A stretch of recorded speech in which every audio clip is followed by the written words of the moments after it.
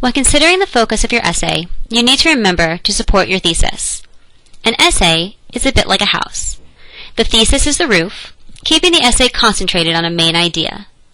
The walls are the support for the roof. They need to be connected so the roof stays up, just like your supporting ideas need to be connected to the thesis of your essay. The bricks creating the walls are like your details. These details make up your supporting ideas and in turn back up your thesis. Let's take a look at an essay.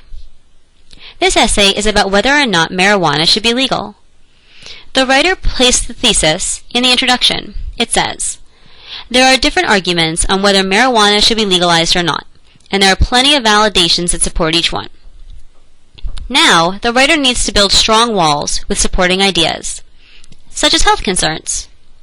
To shore up the wall, the writer uses details like this article specifically about the impacts of marijuana on someone's health. Now, what happens if your support isn't strong and doesn't help support your thesis? This house could use some stronger construction. Here, the writer includes an unnecessary detail about other drugs. How does this support the thesis? The author needs to explain this further, or not use it, because it's not supporting the thesis. Always make sure you're using supporting details to back up your thesis.